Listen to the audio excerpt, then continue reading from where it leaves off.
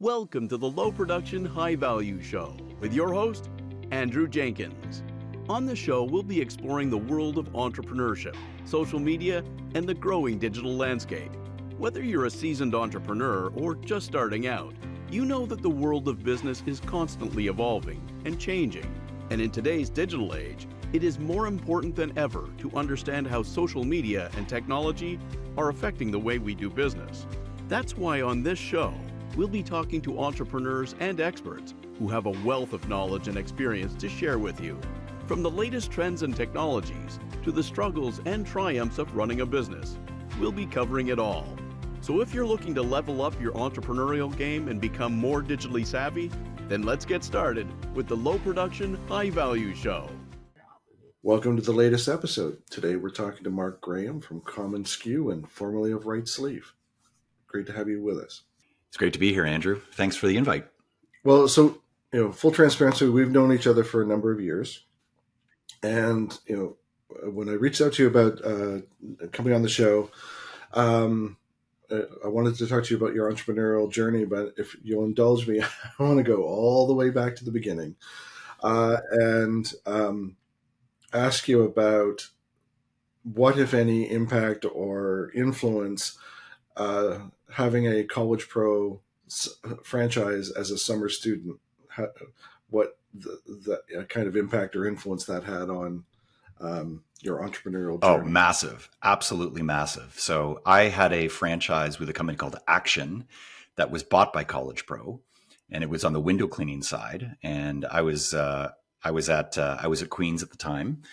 And after the summer of my first year and the summer of my second year, I ran two back-to-back franchises in sort of downtown Toronto. And a little busy then? It was busy, and I didn't know anything about ladders, or I wasn't particularly handy. And I'll tell you, it was trial by fire, and it was a ton of hard work. But I absolutely learned so much. Great mentors there at that organization. I made a lot of money as a student that helped me put my way through school. And I think it really gave me this like early, like the bite of the entrepreneurial bug, so to speak. And it combined all these great things that I think are important to entrepreneurship, like the ability to work for yourself and be your own boss. B, the ability to make your own money. C, how to manage stakeholders. Like there was a franchisor, so I had to report numbers to them.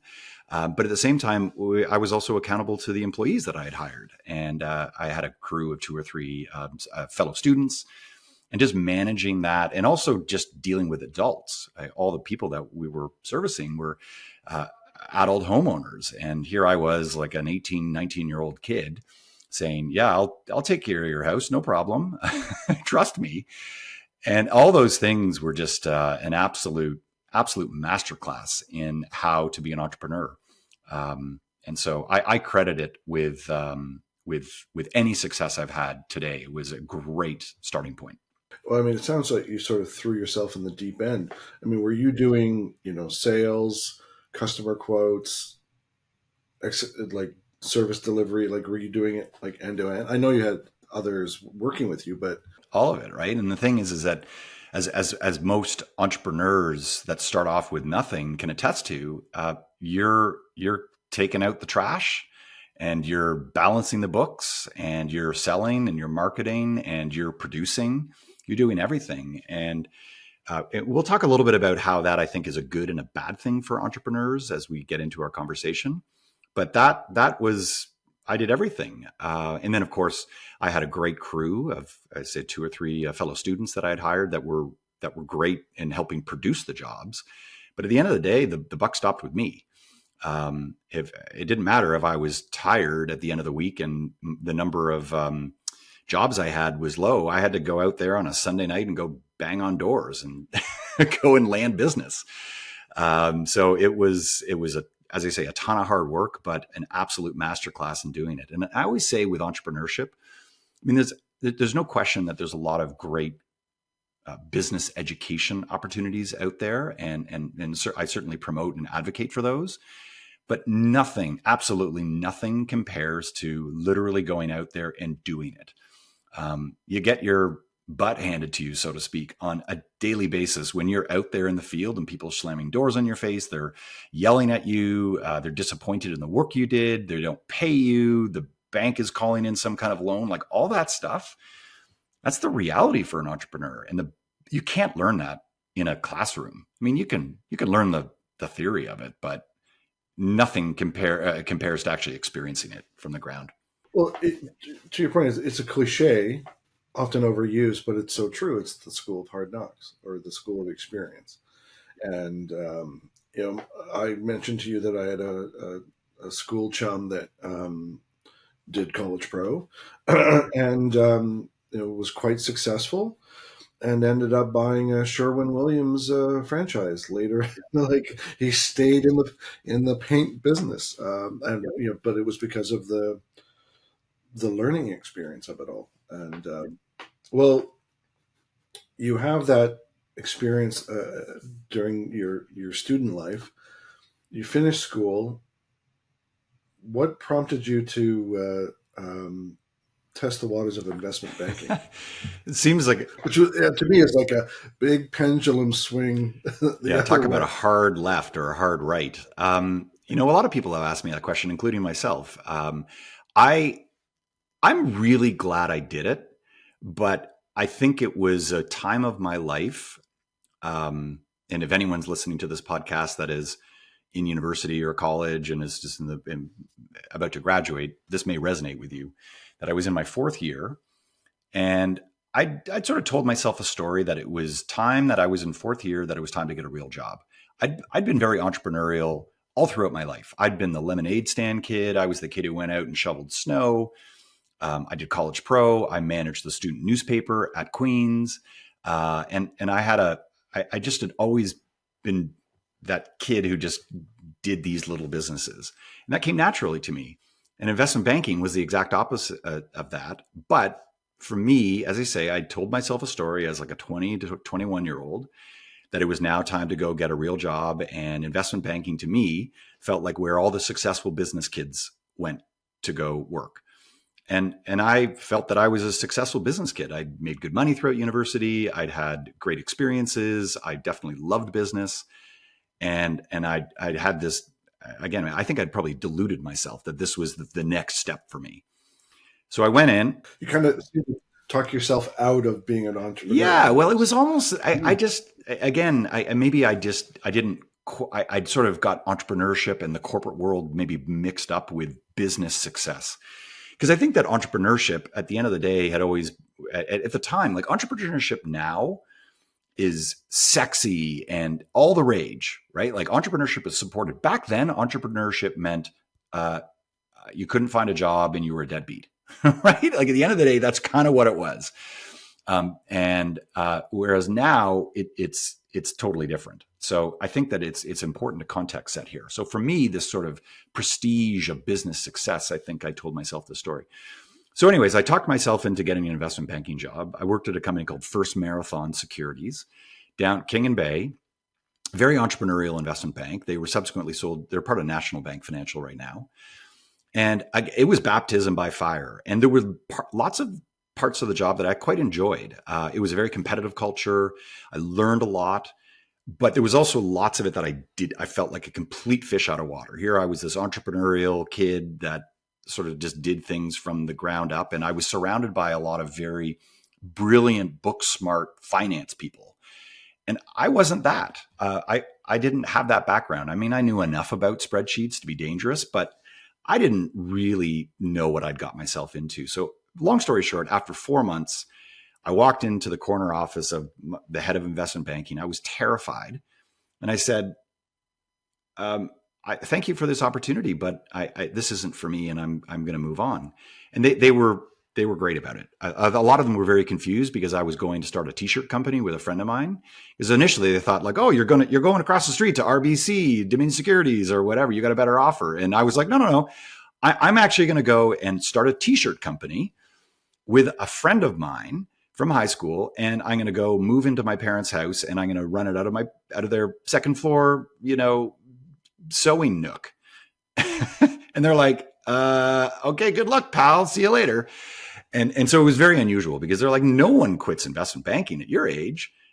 You get fired or you don't quit, because this is a path to becoming a multimillionaire and you're going to be so successful. And I was walking away from all of that to do this, what they perceived to be a completely low rent, uh, strange job. And so did many other people in my network. Like, I felt very, very alone. It was a very, very difficult time for me. Probably the first time in my life where I feel like I'd really failed. What did were your parents supportive? I mean, they were going to let you live there and run the sewing nook, but you know, I mean, my parents during at that roughly the same time frame, graduate from university, get yourself a good job. I mean, my father 30 plus one company, 33 years. But to your point, that was then. Now the social contract between a company and an employee Totally different. just isn't the same. So entrepreneurship is now sexy, as you were just describing. Yeah.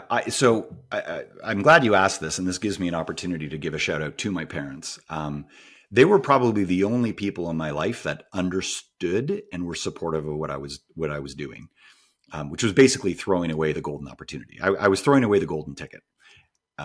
Other people in my network, and particularly a lot of friends that had just graduated from school, were like, "Are you crazy? This is the stupidest thing I have ever heard. And this new business that you want to go and start just feels like just good luck." My parents, who are still alive to this day, and are professionals, or my mom was trained as a dietitian. My father is a cardiologist, still practices to this day.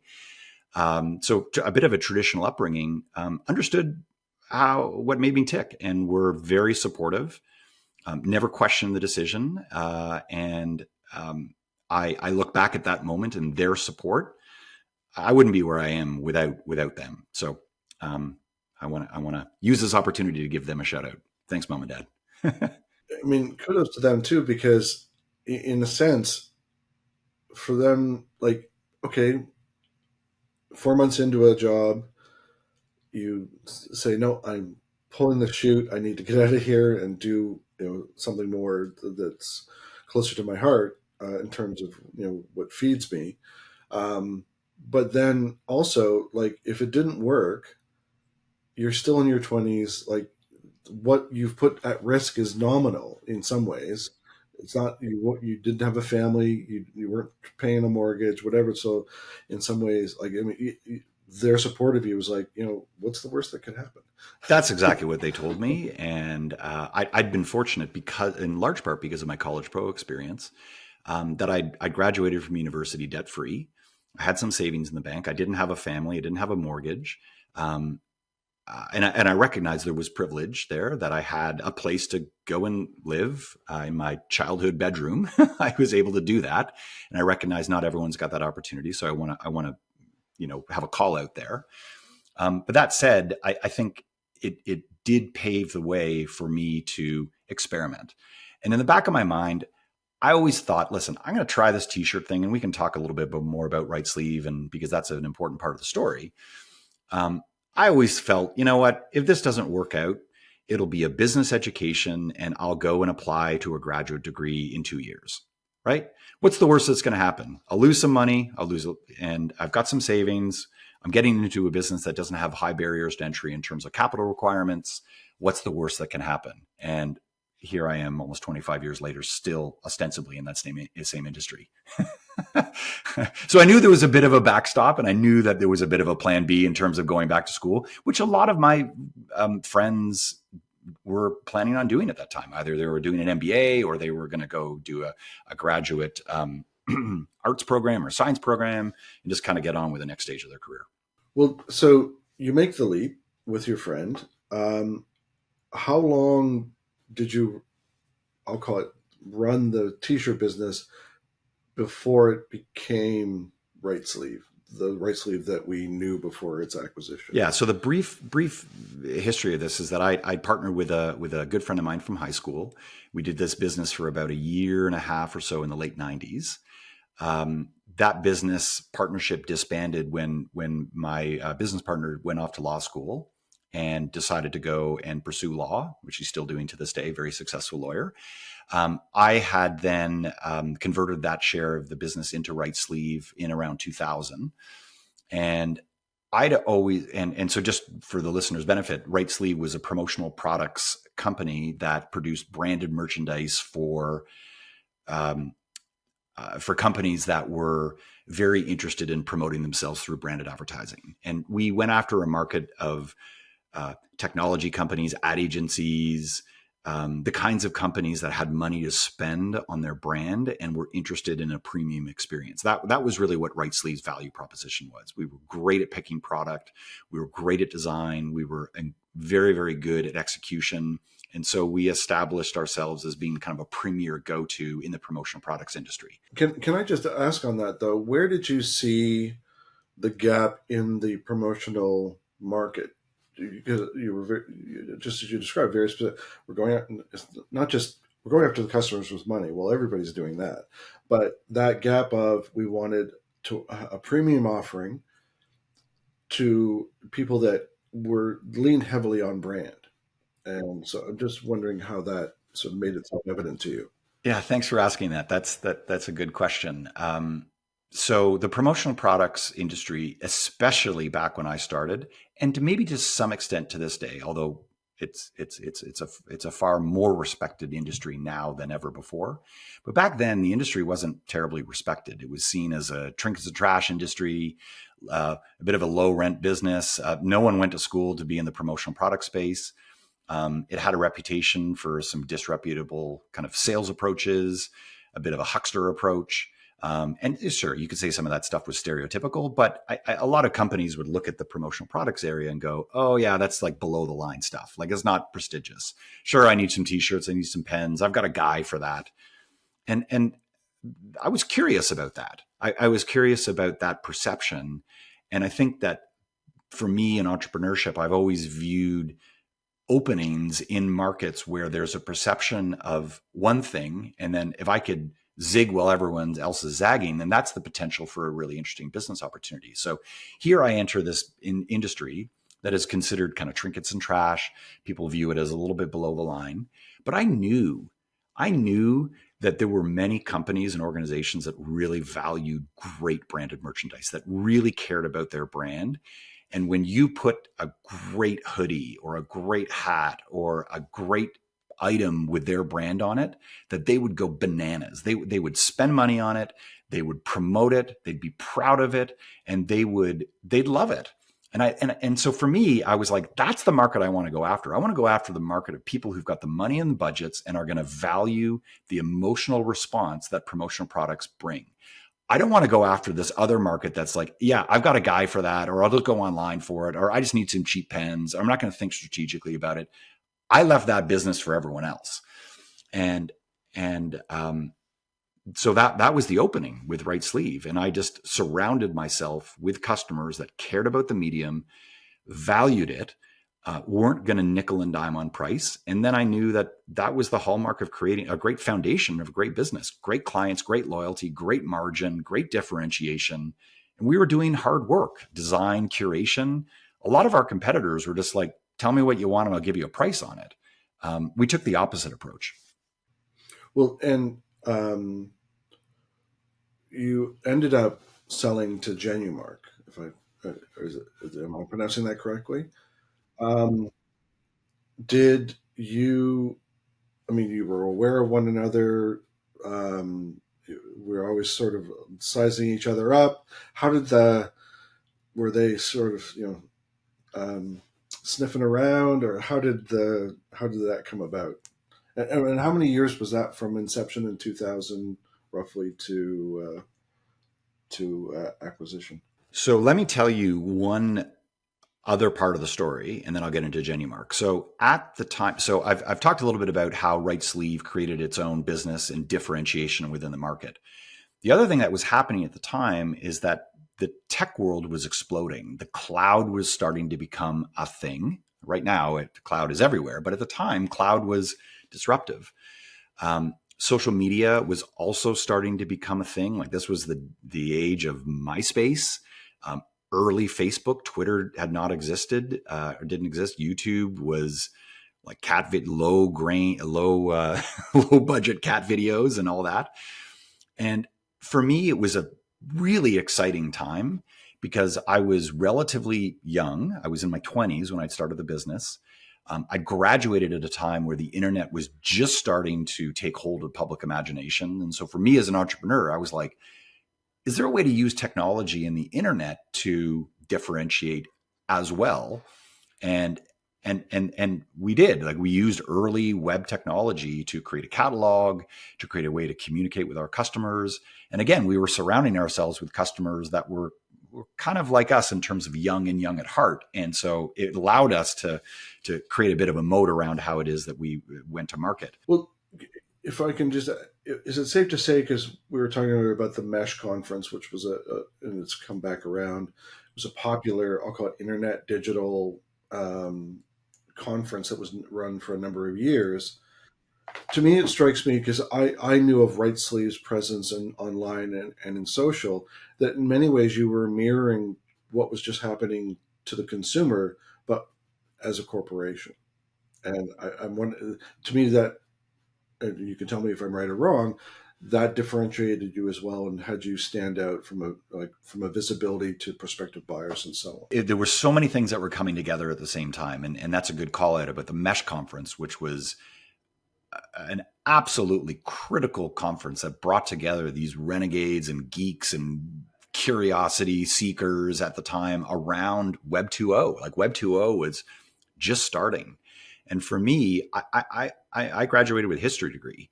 I'm not a coder, I'm not a developer, but I'd always loved technology from the standpoint of what it could do to differentiation, customer experience, efficiency, and all that stuff. So here I am with this promotional products business, which is an incredibly non-technical business, right? You think about the industry, like, it's a low-tech space, that here I am now rubbing shoulders with developers and Web 2.0 enthusiasts and people like yourself, Andrew. And I'm thinking, like, how can all of this stuff apply to my promotional products business? And so that's where technology started to become an absolutely critical part of our go-to-market at Right Sleeve, and further differentiated us and further built this additional moat. And so the example that I want to talk about is that we created an ERP system, CRM, order management, and very primitive e-commerce in around 2004, 2005, as Right Sleeve was starting to grow and scale. And this was such an interesting time for us because I initially started off just myself with Right Sleeve, and then had a couple of employees, and we were starting to hit the ceiling, right, of orders. The business is growing, and we've got all these. The promotional products industry on some levels is a very basic and very easy industry, but the workflow can get incredibly complicated because you're dealing with hundreds of different suppliers, hundreds of different customers, so many different moving parts. You've got some inventory problems. You've got fires that are burning over here. You've got a supply chain that is a global supply chain, and customers that could be all across the country that you're having to navigate. And if you don't have good technology to manage that, you're going to run into trouble very, very soon. And we were experiencing that. And so we built our own technology in-house to manage that entire workflow all within one system, because there wasn't anything on the market that was suitable to our needs as a growing promotional products distributor. There wasn't, non-industry software was too expensive and too clunky and wasn't fit out of the box. There were a couple of industry solutions that were available that were incredibly old school and not suitable for what we were looking for. So we said, to heck with it. We're going to go and build our own. And that changed everything for us. It sounds like you did something like Slack was a gaming company that used the precursor to Slack to collaborate and communicate internally. And went, oh, well, the gaming's not going anywhere, but this communication thing is. Now, I think that there is a good parallel there. The only exception to that is that the promotional products business was certainly going somewhere. It wasn't like, I know in Stuart Butterfield's case, the gaming company was not the great thing. So, but for us, we had this exciting thing with a really successful promotional products company and this sort of burgeoning technology side. So I would say that the probably the better parallel is like, what Mike at FreshBooks did, where he was in a web agency and needed an invoicing solution and built his own solution and then decided to commercialize it. Or, I mean, it's hard to compare myself to Toby at Shopify because we're in different orbits, but he had a snowboard shop and created his own e-commerce program and then decided that there was a greater opportunity in the e-commerce than selling snowboards. And so we're more that story. Well, I think Toby's done okay. He's done just fine. Yeah. It's sort of, remains a great model. You know, we're we're hopefully in the same path. Fingers crossed. Say a little prayer. And now, a word from our sponsor. Social media has become an imperative for almost every business. Discover how to successfully implement an effective social media strategy that is supported and integrated throughout every part of your organization. With this essential book from our host, Andrew Jenkins, Social Media Marketing for Business, Scaling an Integrated Social Media Strategy Across Your Organization, is now available from Amazon or KoganPage.com. Jumping back to, so then to get the timeline correct, did the ERP system become commonsku and then commonsku was well underway before Genumark? Exactly. So that's why I wanted to take that half step back to set the stage for so from a timeline perspective, it was 2005 is when we built our own internal platform. We commercialized and spun that out as a separate software company in 2010. And we can talk about that journey in just a moment. I'm curious because as I alluded to in our prep, this idea of going from competing to now with certain firms to having them as customers strikes me as a very interesting. Oh, well, there's lots of good stories around that for sure. But to answer your question about the timeline, so it was 2010 that we'd spun off commonsku. We had always known the Genumark folks. I mean, it was impossible not to know Genumark because Genumark, when they were a competitor to us, was the feared 800-pound gorilla. A national firm, the biggest promotional products company in Canada. And we were pipsqueaks compared to them. But I'll tell you that there was also a little part of me that kind of relished competing with them because Genumark, Genumark, to their great credit, was a very established, very traditional promotional products company that serviced the biggest corporations across Canada with inventory programs and fulfillment. And they went to market in a very different way than Right Sleeve. And so we were almost like salt and pepper, from the standpoint of just being different types of firms. But I'll tell you that it was always great to, whenever we would go up against Genumark, we could always compete with them because we had this a very efficient, technology-driven way of interacting with our customers. We had this design-forward, curated product approach, and that wasn't how Genumark went to market. So they always knew us because we would steal. Well, I shouldn't say steal, but we would land some business that was historically theirs. And so I remember Mark Freed, who's the founder of Genumark, was like, "Who are these Right Sleeve guys? Like, what business do they have landing such and such a customer?" And there was a part of me that kind of loved that. So that's how we got on Mark's radar. And I think he met with me maybe in 2014, 2015. We had coffee.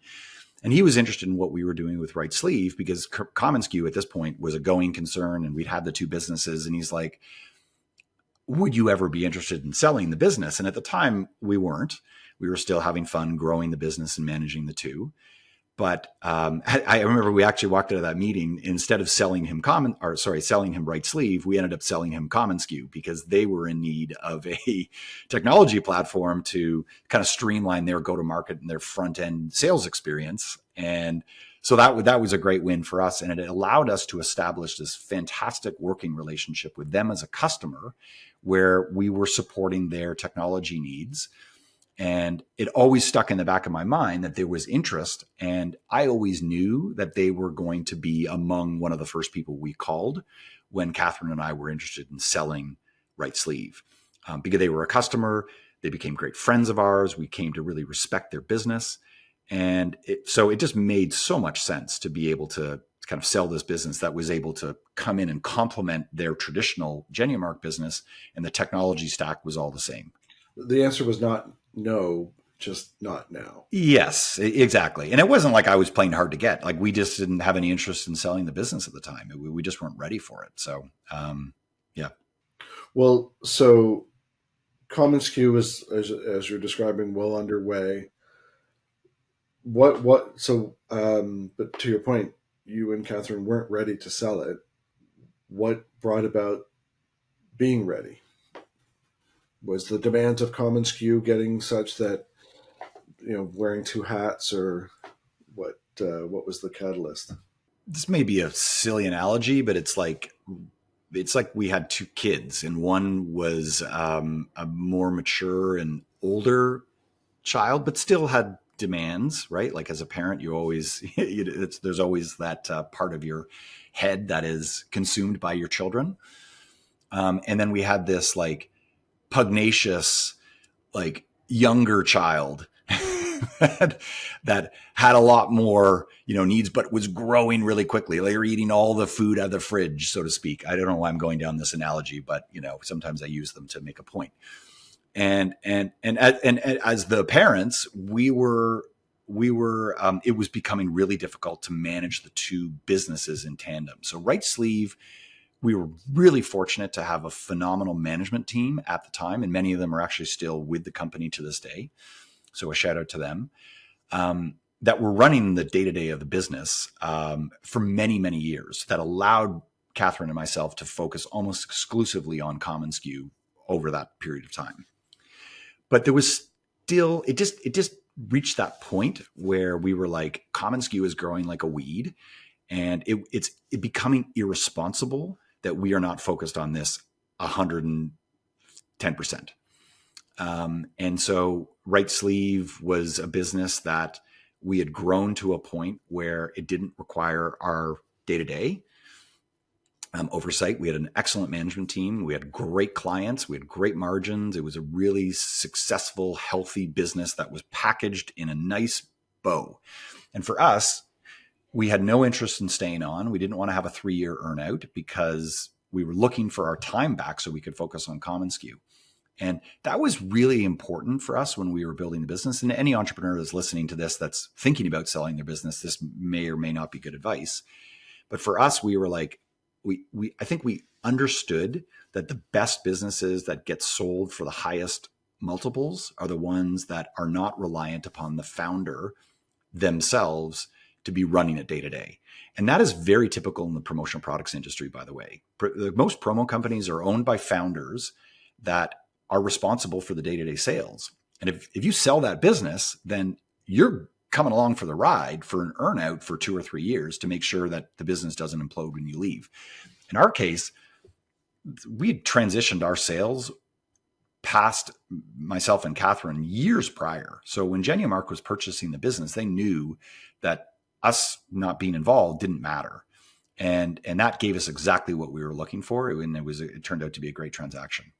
Well, I mean, that's the proverbial working on the business rather than in the business. And you were saying earlier about like in the college pro example, like when you were doing it all, which is great, so that you can share with them, with employees, I've done everything that you're doing, and I'm ready, or I'm more than willing to roll up my sleeves. But there comes a time, to your point, if you want to grow the business, where you shouldn't necessarily be the one who's rolling up their sleeves to, like get the product out the door or whatever, because again, that's not actually serving the business. But I wanted to ask you about this, I won't say dilemma, but the situation often, companies that I'll call them service providers, become a product company, or that a product company, as the journey of Right Sleeve and commonsku, you spun out a technology product company. And this idea, so again, wearing two hats, and also, and I don't want to make this sound disingenuous, technology companies are often much more highly valued, or receive a higher valuation than a service company because of the tangibility of the IP. Was there some thinking on those lines as well when in your decision making? In terms of our decision to sell the business and focus on commonsku, or? Yeah, part of that, and just maybe it just made itself was more about it was becoming more evident, but as well, just simple dollars and cents. I think things will be they're this Yeah, way. I think for us, it just, the situation was untenable to be running two businesses at the same time. It just the amount of free space in our brains just wasn't there. So that was the first point. The second point is I'd been in the promotional products industry for over 20 years by the time that we sold to Genumark. And as someone who is a true blue entrepreneur, I don't even know if that's the right. So someone who's an entrepreneur at their core, maybe that's a better expression. Um, you know, I commonsku for me was the next step. Was the next step in our evolution in this industry, and I loved building Right Sleeve and loved what we offered to our customers, and we made a big impact in the industry. But there was also parts of me that were like, I've been doing this for 20 years. Like, what's the next step? And for me, I had that itch. And it became clear, probably around 2010, which is why we started commonsku, that for us, what became really interesting was solving this problem around the inefficiencies of running a promotional products industry, and also from a bigger perspective, the inefficiencies of the promotional products supply chain. And that was my technology brain that was starting to speak, right? All this experience with mesh and interacting with people like yourself and this really tech forward community. I was like, this industry is broken on many, many levels. Like the industry itself, like not the industry that the customers see, but the industry that I saw looking within, and saw that there was a tremendous opportunity to help fix that and make an even bigger impact. And so what I always like to say, that Right Sleeve, I think, made a big impact in our local market. We had lots of marketers who loved us and depended on us and made it. And we were really, really proud of that. commonsku has made a truly global impact on a much larger customer base with our technology that is allowing our customers to be genuinely successful in building businesses that are worth more and more profitable. And for us, that is like next level stuff. Sure, you mentioned multiples and valuations. Yeah, our tech company is more valuable than a service provider, services company like Right Sleeve. Absolutely, but that's not the reason we're doing it, right? That's not the real reason. Well, it's not just a technical integration. It sounds more like an even truer partnership with some of your customers, especially if you're making them more successful. Yes, I always say that, and sorry to jump in there. I think that's true in that we were very proud of the work that we did at Right Sleeve, and very proud of the people that we developed, our customers, the impact that we had on our customers' lives. But at the end of the day, when you're selling to a marketer and you're selling them promotional products, it's one of many, many things that they're doing. And it's important. And believe me, we made it important because of the kinds of products that we were producing. But that does not compare to being the system of record that literally runs the whole business, or the majority of a promotional products company's business, that they are reliant on us literally every second of the day. Whereas a marketer buying promotional products may be reliant on us a few times a year.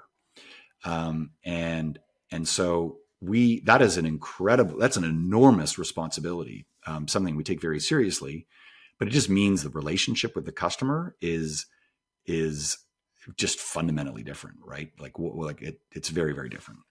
Over its existence, have you expanded the industries that you serve with commonsku? Like, is it applicable beyond promotional? You can make an argument that it is. So what commonsku is, just by definition for your listeners, is we're a CRM, order management, and e-commerce application. So basically an ERP that's purpose built for the promotional products industry. So if you're trying to think about like what that is, if you're a company that's ever ordered promotional products and you have gone and called up a distributor and said, I need ideas and I need hats and t-shirts and pens, that particular distributor would be using our software to manage it. So the answer is that there are other verticals that we could go into, but we've made the decision right now, because the industry is so vast and there's such a huge blue ocean in front of us, that we've decided to focus exclusively on the promotional vertical and go and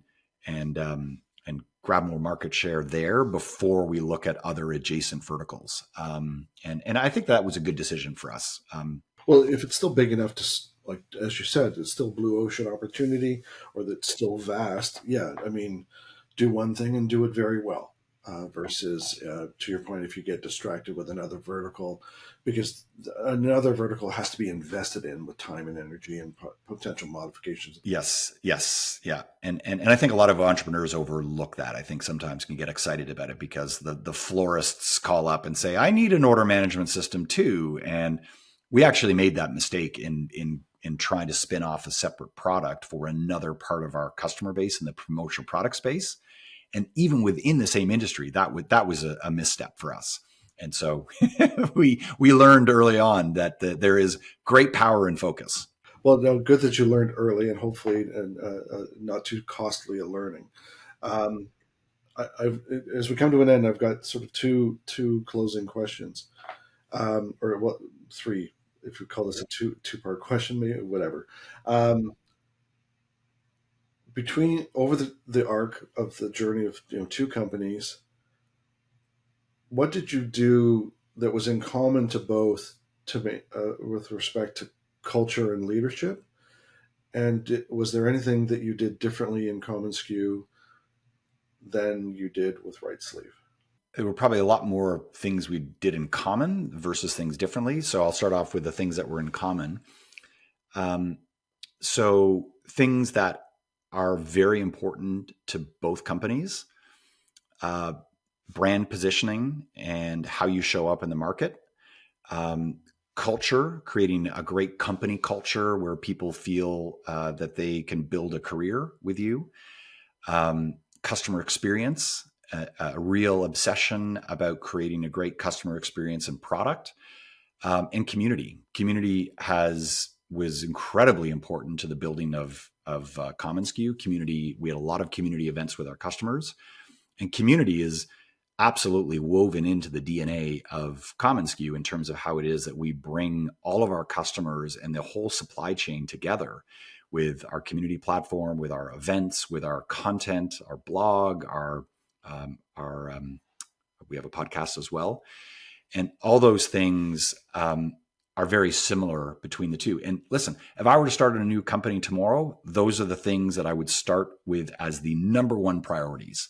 If all of those could be tied, those would be the priorities in terms. And I think the very best businesses that we aspire to be and the ones that we look up to all do those things. And I think those things are really hard to get right, to be honest. I think they're really hard to get right. Well, your community efforts have been very visible in social. I've seen like all the videos and images of the different events. And, again, to your point, it speaks to a sticky community and a loyal and valued. Yeah, and it's been so fun to build it, and I've been very, very lucky to work with some exceptionally talented people that have really helped me pull that off, and are doing just such great work. So, very fortunate for them. I think that to answer your other question about what we've done differently is that I think at the end of the day, Right Sleeve was a business that was, from a financial perspective, was had fewer capital limitations. Okay, fewer barriers to entry to get into. It's not that hard you don't need that much money to start a basic promotional products business. To start a software company requires a ton of money. And you're selling licenses. In our case, we have a per user, per seat license. We're selling a few licenses in the beginning. It's pennies that's coming in. And we have, and so I think that what we did differently was just having a completely different orientation around the finance function and understanding that one business had I think a more basic finance side to it. Whereas the building of commonsku in those early days, we had to be really good with understanding the money, because the cash flow and break even, like that's the death zone. And a lot of people just go out of business in those early days because they get starved because their cash flow is just awful. Well, the positive cash flow is way out there on the horizon versus, I get a bulk order for mugs or T-shirts or pens or whatever. There's profit embedded in those already. We were making money almost from day one in the promotional products industry. In software, you're losing buckets of money, and we're like putting second mortgages on our house. No investors want to touch us. We're plowing all the money that we made from Right Sleeve into commonsku, just losing money hand over fist for the first like 2-3 years. And then once we hit that hump, it then started to become a really great business. But in those first 2-3 years, it's the death zone, right? And most people fail. And so we were really disciplined on the finance side, and almost all the credit goes to Catherine, my co-founder and business partner, and also my partner in life. Catherine's just an absolute business genius, and is responsible for so much of our success and discipline. So I want to make sure that I credit her for a lot of this. Well, just on that, to close things off about finding the right collaborators, is she yin to your yang? Like, to your point, are you more the creative and then she's the more disciplined, patient, methodical? Maybe that, or they're a little bit of both. I think like any great partnership, it's a bit of both. I sort of smile when you say that. I think the people who understand Catherine and I from a surface level and periphery basis would go, oh yeah, Mark is the creative one and Catherine is the business one, right? And they would put us in those two boxes, and that's totally fair. It's easy to do, and there's no offense taken on either front. And listen, we probably lean into where our areas of specialty are, and so we're not stepping on each other's feet, which happens sometimes. But yes, I would say that is a good separation. But I think what makes it really powerful, our partnership, and the people who understand Catherine and myself really, really well know that we have so much in common. Catherine is just as creative as I am, and I'm just as type A and as business and finance oriented as she is. It's just, and that's where, if you think about the two circles and you think about where they intersect, there's a lot of intersection there. So where we come together and our personalities are very, very matched. And the people who understand us from a periphery basis, they might discount that from time to time, or they wouldn't really understand that. And it's like, I love surprising them when they really get to know us. It's a Venn diagram with lots of overlap in the center. Well, so the last thing I want to ask you is, for the sake of our listeners, is there any advice or that you would want to leave either people who are already on their entrepreneurial journey or people that are considering it? Is there any words of wisdom you'd like to leave them with? Maybe a couple of bullet points. And again, I want to respect that there are listeners that are probably at all different stages of the journey. So maybe some first-time entrepreneurs that are well behind where we are, and likely some folks that have built certainly bigger businesses than what we have. So I want to be respectful of both. But I think the things that I've really learned is number one, if the best education for being an entrepreneur is just to get out there and do it and get your butt kicked in the school of hard knocks. I know that might feel a little old school, but that's absolutely what helped me in terms of understanding what to do right and what to do wrong. I think number two is that the best form of financing for a lot of entrepreneurs, whether they're in software or whether they're in a more traditional services-based business like we were at Right Sleeve, the best form of financing is your customers, less so investors and banks in those earlier stages. commonsku has subsequently taken on investment capital, but more in our later stages. In the earlier stages of our business, and certainly with Right Sleeve, having that early control is so, so important. And I think that a lot of people will go out and, particularly in the tech spaces, they'll run out and they'll chase VCs and private equity folks and all that. And they end up giving away a ton of their business, usually on terms that and valuations that are impossible to meet. And they end up losing control of their businesses. And I think it's far, far better to take a more methodical and patient approach and build a product that customers want to pay for. And that's how you're going to make your money. They're the ones who are going to finance you. And it may be a couple of years that are lean days for sure. We certainly had many of those lean days and some sleepless nights. But the fact that we were building something that customers wanted to pay for, that was where we knew we were on the right track, as opposed to giving away the business early on. So that's number two. And number three is customer experience, and delighting the customer is absolutely critical in the building of really any successful business. There's probably exceptions to that, but for us, that's always where it started, was how can we delight the customer and create this incredible environment where customers feel appreciated and valued, and that we're driving value for them. So those three things. Well, no, thank you so much for that. I mean, there's a lot there, and to your point about validation through profit. Like if the customer is buying it, there's your proof point. And if you can fund it through that, if you take investment, well, then now you have other people that you're answering to some degree, and so then you start feeling a lack of control and so on, and then and that also sort of can weigh in or hinder you to delight those customers that you want and need to delight. So thank you for all of that. Thank you for your time today. Really appreciated it. And I know that those watching and listening will as well. So thank you. Absolutely. It was a real pleasure. Thank you, Andrew. Thank you for joining us on this episode of the Low Production High Value Show.